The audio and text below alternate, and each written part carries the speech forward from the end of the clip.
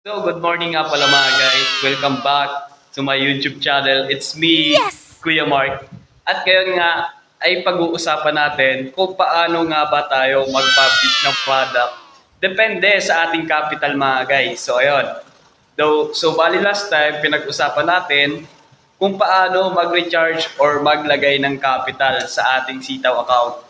So ngayong araw naman ay pag-uusapan natin kung paano tayo maglagay ng product or ating ibebenta dito sa ating sitaw account nga pala mga guys. Pero syempre, wag niyo po kakalimutan na nakabatay po sa ating capital or ating fund ng ating sitaw account ang pag-post ng mga product nga pala dito guys. So ayun, wag po kayong malilito mga guys at ito po ang isa sa mga kamalian na ginagawa ng ating mga kasitaw seller na wala pong guide or hindi po na-guide po ng maayos ng ating mga sitaw na talaga mismo mga guys. Ayun.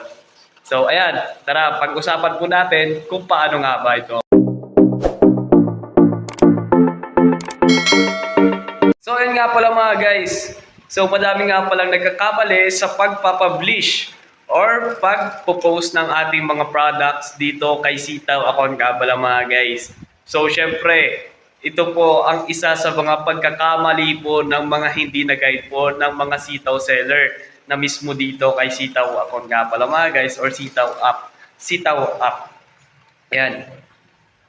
Palagi po nating Yes! tatandaan na nakabatay po sa ating capital or ating fund ang mga products na ating ipopost or ipapublish dito kay Sitaw account.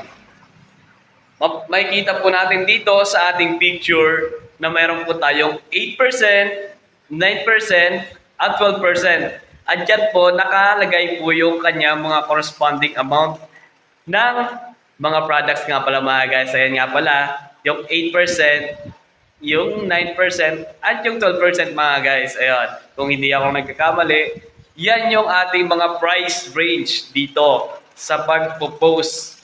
At syempre yung mga prices niya, kada profit nga pala mga guys. So ayan, so ngayon makikita nyo na kung ano nga ba at magkano ang commission nyo na pwedeng kitain sa kada product na inyong ipopost dito kay Sitaw nga pala mga guys. So bale, hindi lang naman yan yung aking niready ngayong umaga at kahit kakaunti lang yung aking niready ngayong umaga, ay ipapakita ko pa rin po sa inyo kung paano nga ba talaga ang process ng ating pagpo-post dito ng product kay Sitaw mga guys. So bali ay make this tutorial na naman para sa inyong lahat mga kasitaw seller. Ayan na at gusto maging sitaw seller nga pala ni Sitaw. Ayan nga pala mga guys. So syempre ilalagay ko nga pala yung aking referral link. Ayan, dito sa aking description or sa aking caption nga pala mga guys. At pag niyong kalimutan na register sa aking affiliate link nga pala mga guys. At syempre gamitin na rin ang aking code. Ayan nga pala, nandyan nga pala siya sa baba nga pala mga guys. Or nandito naka-indicate sa ating video yung ating picture nga pala mga guys. Na ating banner nga pala. So syempre, wag na natin patagalin.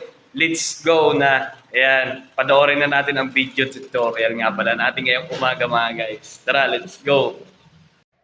So ayun nga pala mga guys, welcome back to my account nga pala kay Sitaw.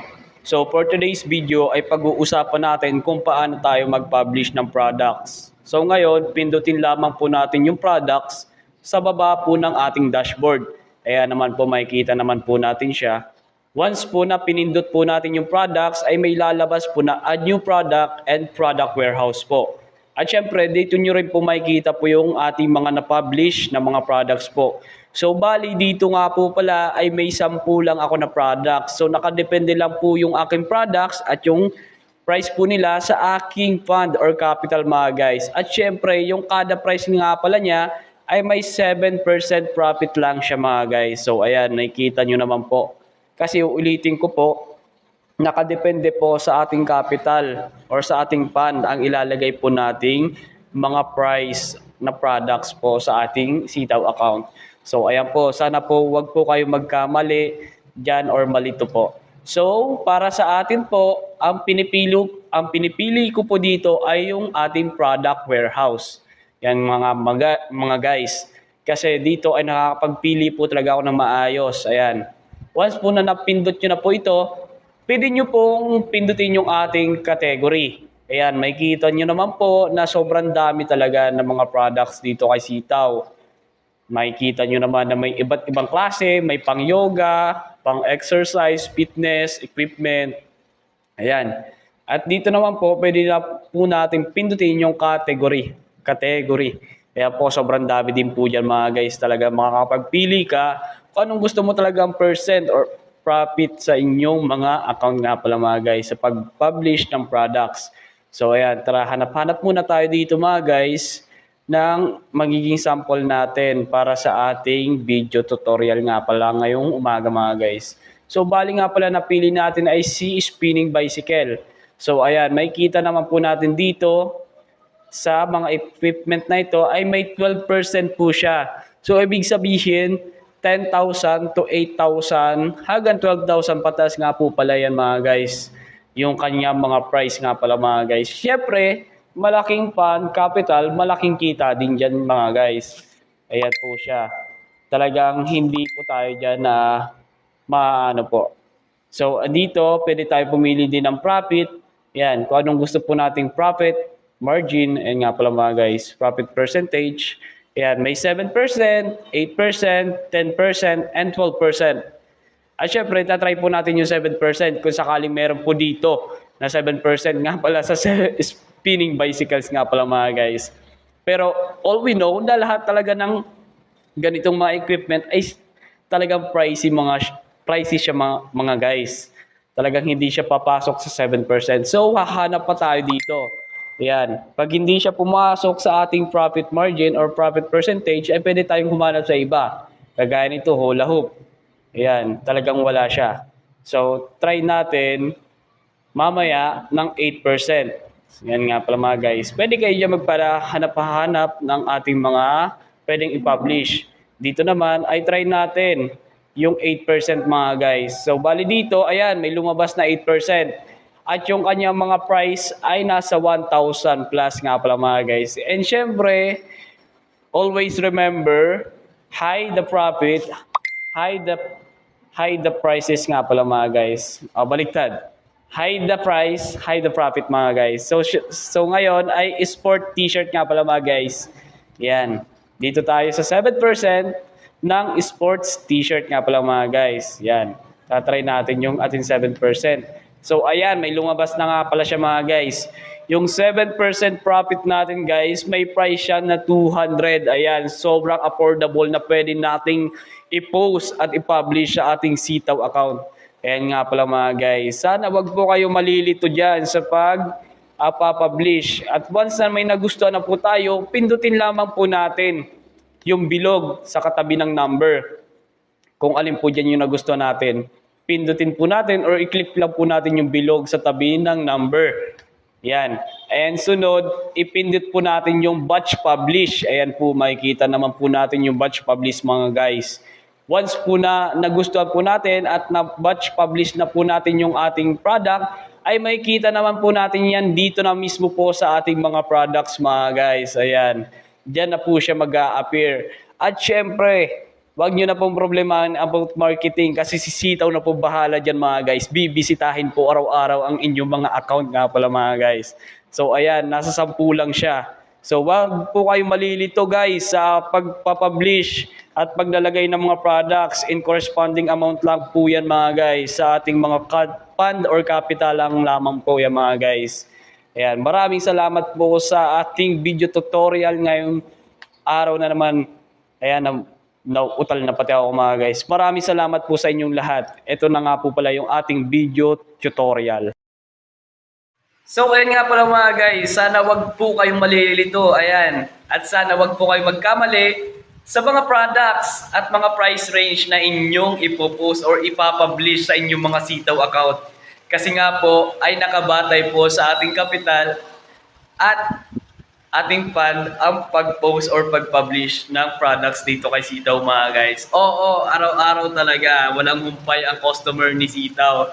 Talagang may nag-o-order dito mga guys. Sobrang legit. Kaya hindi nyo na po problemahin ang pagmamarket ng mga customer. Ang problemahin nyo na lang kung magre-recharge po kayo or maglalagay pa po kayo ulit ng ban kasi ayan nga po, sobra araw-araw lagi kang may bisita. Ayan, or visitors sa inyong Sitaw account mga pala mga guys. So bali sa mga gusto maging seller ni Sitaw nga pala mga guys, ay nandito po sa aking description or sa aking caption po yung ating referral link nga pala mga guys at ang ating code. Huwag niyo pong kakalimutan. Ayan.